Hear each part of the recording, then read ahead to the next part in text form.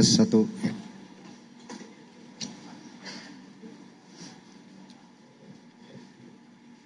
Bismillahirrahmanirrahim. Assalamualaikum warahmatullahi wabarakatuh. Selamat sore, salam sejahtera untuk kita semua. Yang saya hormati rekan-rekan media sekalian. Pada kesempatan sore hari ini, saya akan menyampaikan terkait dengan perintah dari Mabes Polri terkait penonaktifan jabatan Kapolres Metro Jakarta Selatan. Pada hari ini, tadi tepat pukul 14.00 waktu Indonesia bagian Barat, Bapak Kapolda Metro Jaya telah mengeluarkan surat perintah dengan nomor 158/7 Romawi /Kep /2002 tanggal 21 Juli tahun 2002 tentang pelaksanaan tugas atau PLT Kapolres Metro Jakarta Selatan. Dalam surat perintah tersebut, Bapak Kapolda menunjuk Kombes Pol Yandri Irsan SIK MSI yang sehari-hari di Polda Metro sebagai Direktur Pamofit Polda Metro Jaya, ditunjuk sebagai pelaksana tugas atau PLT Kapolres Metro Jakarta Selatan menggantikan pejabat yang lama. Dengan demikian diharapkan dengan keluarnya surat perintah ini, maka berlaku mulai hari ini dinamika operasional kegiatan kepolisian di Polres Metro Jakarta Selatan akan diemban oleh pelaksana tugas yang baru. Demikian rekan-rekan yang bisa saya sampaikan. Terima kasih. Cukup ya?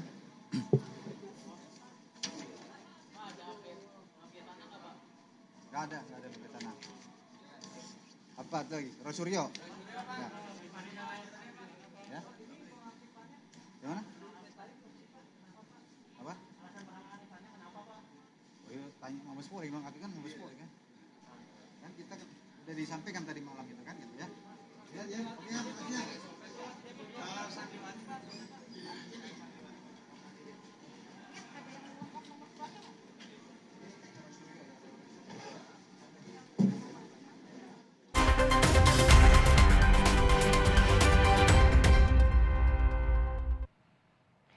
Dan saudara, untuk mengetahui informasi terkini terkait temuan CCTV dan apa langkah selanjutnya yang akan dilakukan oleh Polri untuk mengungkap dari kasus polisi tewas di rumah atau kediaman Jenderal Bintang 2, kita sudah bersama jurnalis Kompas TV Gracia Adur di Mabes Polri Jakarta. Selamat siang, Gracia.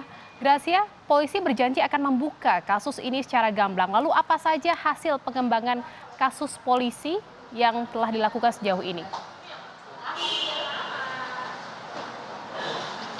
Ya, untuk sejauh ini Jihan dan juga saudara, polisi sudah menemukan rekaman CCTV yang sebelumnya dinyatakan rusak namun kini sudah ditemukan.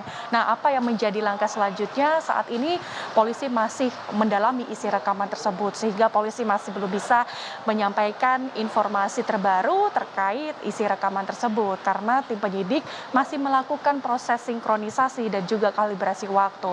Karena 3 rekaman CCTV yang ditempatkan di lokasi yang sama, tepatnya di rumah dinas Irjen Verdi Sambo ini bisa saja merekam waktu yang berbeda-beda. Nah, sebelumnya diketahui Jihan dan juga saudara, saat kasus ini diselidiki oleh Polres Metro Jakarta Selatan, sebelumnya dinyatakan bahwa CCTV ini rusak. Namun beberapa hari kemudian polisi mengungkap tadi malam bahwa sudah ditemukan rekaman CCTV-nya. Kemudian Jihan dan juga saudara, yang menjadi sorotan penting lainnya adalah Polri menonaktifkan 2 perwira polisi. Salah satunya adalah Karopaminal Divpropam Polri Brigjen Hendra Kurniawan dan juga Kapolres Metro Jakarta Selatan yaitu Kombes Budi Herdi Susanto. Tujuannya mengapa? Agar investigasi ataupun proses penyidikan ini berjalan secara transparan dan juga independen. Berikut liputan lengkapnya. Kapolri Jenderal Listio Sigit kembali menonaktifkan bawahannya yang terkait dengan kasus kematian Brigadir Nofriansah Yosua Huta Barat adalah Karopaminal Divpropam Polri Brigjen Hendra Kurniawan dan Kapolres Jakarta Selatan Kombes Budi Henry Susianto yang dinonaktifkan dari jabatannya. Langkah ini demi menjaga objektivitas, transparansi, dan independensi dalam menangani kasus polisi tembak polisi di rumah Kadif Propam Polri nonaktif Irjen Verdi Sambo. Untuk menonaktifkan 2 orang. Yang pertama yang dinonaktifkan adalah Karopaminal Brigjen Pol Hendra Kurniawan.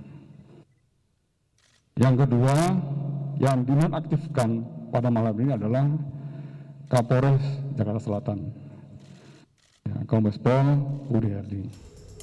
Desakan untuk menonaktifkan 2 pejabat Polri ini awalnya disampaikan oleh kuasa hukum Brigadir Yosua. Karopaminal Divpropam Polri Brigjen Hendra Kurniawan dinilai adalah orang yang melakukan tekanan dan pelarangan ketika mengirim jenazah. Ia juga yang melarang pihak keluarga membuka peti jenazah Brigadir Yosua. Sementara itu keluarga juga meminta Kapolres Metro Jakarta Selatan ikut dinonaktifkan dari jabatannya karena ia dinilai bekerja tidak sesuai dengan prosedur dalam mengungkap perkara tindak pidana terkait pembunuhan Brigadir Yosua. Kepada Bapak Kapolri supaya untuk sementara menonaktifkan dari Propam Polri. Yang kedua atas nama Verdi Sambo ya, kemudian menonaktifkan juga Karopaminal atas nama Brigadir Jenderal Polisi Hendra. Yang ketiga menonaktifkan Kapolres Jakarta Selatan supaya objektif perkara ini disidik dengan baik, kan begitu. Melalui kuasa hukumnya, keluarga Brigadir Yosua pun mengapresiasi langkah Polri yang telah mengakomodasi permintaan mereka.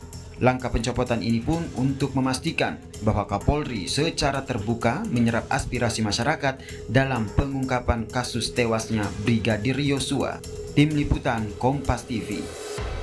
Keluarga merasa ada kejanggalan dari kasus kematian Brigadir Yosua ini, saudara, sehingga pihak keluarga ini melaporkan ke Barreskrim Polri atas dugaan kasus pembunuhan berencana. Mengapa? Karena pihak keluarga menemukan ada beberapa luka yang berada di tubuh korban dari Brigadir Yosua. Salah satunya adalah luka di leher, kemudian luka lebam dan juga luka sayatan. Maka pihak keluarga meminta Barreskrim Polri untuk melakukan autopsi ulang secara mandiri, dan ini pun disetujui oleh Barreskrim Polri.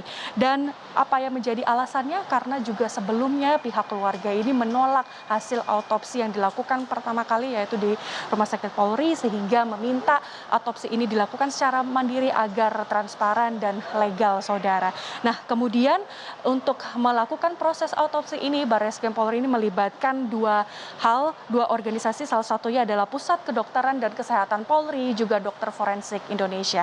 Berikut liputannya, saudara. Desakan agar jenazah Brigadir Yosua diotopsi ulang tak lepas dari sederet kejanggalan yang ditemukan pihak keluarga. Di antaranya adalah temuan luka sayatan di tubuh jenazah. Keluarga pun meminta otopsi tidak dilakukan di RS Polri, melainkan di rumah sakit lain untuk menjaga objektivitas hasil otopsi. Kami memohon supaya Bapak Kapolri memerintahkan jajarannya, khususnya penyidik yang menangani perkara ini, membentuk tim independen, yaitu melibatkan dokter-dokter bukan lagi yang dulu, yaitu dari pertama RSPAD, Rumah Sakit Pusat Angkatan Darat, yang kedua dari Rumah Sakit Angkatan Laut, yang ketiga dari Rumah Sakit Angkatan Udara, yang keempat dari Rumah Sakit Cipto Mangunkusumo. Permohonan ekshumasi atau otopsi ulang Brigadir Yosua sudah disetujui. Ekshumasi atau otopsi ulang akan segera dilaksanakan dengan melibatkan tim independen. Pihak keluarga meminta untuk dilaksanakan ekshumasi atau otopsi ulang. Tadi juga kita sudah menerima suratnya secara resmi. Nah, tentu ini akan segera saya tindak lanjuti dengan cepat. Saya akan berkoordinasi dengan kedokteran forensik, termasuk juga tentunya akan melibatkan unsur-unsur di luar kedokteran forensik Polri, termasuk Persatuan Dokter Forensik Indonesia. Dalam proses otopsi ulang, berkurangnya data dari hasil otopsi sangat mungkin terjadi. Dokter forensik pun harus berlomba dengan proses pembusukan jenazah agar data otopsi ulang ini bisa dibandingkan dengan data otopsi awal.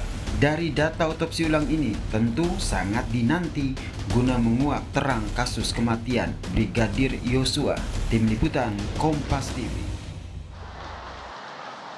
Saat ini para jurnalis masih menunggu di Barreskrim Polri terkait hasil otopsi yang dilakukan lagi oleh pihak keluarga, dan kami juga masih menunggu dari tim penyidik yang saat ini juga masih mengusut tuntas dari isi rekaman tersebut. Nah, jika sudah diusut tuntas, maka nanti akan disampaikan kepada publik bagaimana informasi dari isi rekaman tersebut dan juga bagaimana dari hasil otopsi yang dilakukan pada hari ini.